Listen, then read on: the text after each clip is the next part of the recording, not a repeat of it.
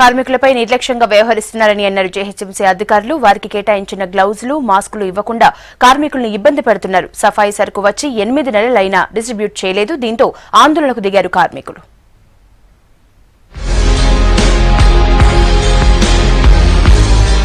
వాళ్ల పని రోడ్డుపైనే, రాత్రనక పగలనక రోడ్లపైనే జీవితం.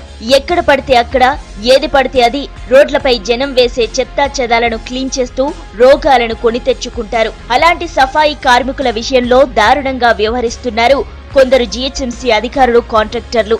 దుమ్ము ధూళి కంపులో పనిచేయడం అంటే ఎన్నో జాగ్రత్తలు, మరెన్నో సౌకర్యాలు కల్పించాలి. కానీ అధికారులకు కార్మికుల బాధలు పట్టడం లేదు.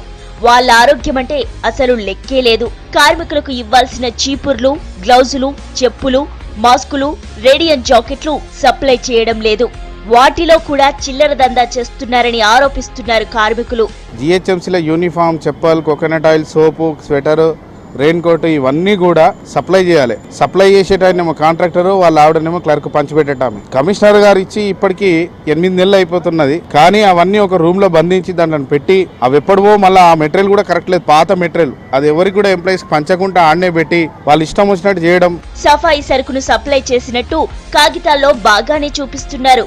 కానీ వాస్తవం మాత్రం అందుకు విరుద్ధంగా ఉందంటున్నారు కార్మికులు. సఫాయి కార్మికులకు ఇచ్చే ఎక్విప్మెంట్ కోసం ప్రతి ఏడాది 40 లక్షల బడ్జెట్ ఖర్చు చేస్తున్నారు. ఏడాది క్రితమే సఫాయి సరుకు వచ్చినా డిస్ట్రిబ్యూట్ చేయలేదంటున్నారు కార్మికులు. వస్తువుల గోల్మాల్పై కాచిగూడలోని వార్డ్ ఆఫీస్ ముందు ఆందోళనకు దిగారు. మాకు సంవత్సరానికి 3 చీరలు ఇస్తారు, జాకెట్ బట్ట అనేసి ఇస్తారు, కుట్టుగుళ్ళు అని ఇస్తారు, 2 జతల చెప్పులు ఇస్తారు, 4 టవళ్ళు ఇస్తారు, సంవత్సరానికి 24 సబ్బులు ఇస్తారు, మాకు పారలు ఇస్తారు. మాకు అసలు పనిముట్లు ఏవీ లేవు. సబ్బులు రావాలి, తువాలలు రావాలి, కొయ్యలు అయితే అసలే ఇస్తారు. గర్మి సూటాలు ఇచ్చేది అవి ఇస్తలేరు, రెయిన్ కోట్లు ఇస్తలేరు, మాకు ఏవి లేవు. ఇవన్నీ ఉంటే ఎప్పుడు తెచ్చి ఇంట్లో ఎప్పుడు పెట్టరు మాకు తెలియదు. ఇచ్చేది ఇస్తాం అంటారు. ఎప్పుడు అడిగినా కూడా రేపు వస్తాయి, ఎల్లుండి వస్తాయి, ఏం చేస్తారు మీరు, మక్యాకరు మర్ జాము నియారై వాస ఆయతో మై దేతుమని అన్న మాటలే చెప్తుంది. కానీ మై దేరు అన్న మాట చెప్పది. ఇప్పుడు వచ్చినాయి ఉన్నాయి ఇవన్నీ. ఇది చీకిపోయిన మాలు ఎప్పుడో తెచ్చిపెట్టారు స్టాక్. ఇది పనికిరాంది. రాత్రింబవళ్లు కష్టపడుతున్న కార్మికుల పొట్ట కొడుతున్నారు కొందరు అధికారులు. వారిపై చర్యలు తీసుకోవాలని కోరుతున్నారు కార్మికులు.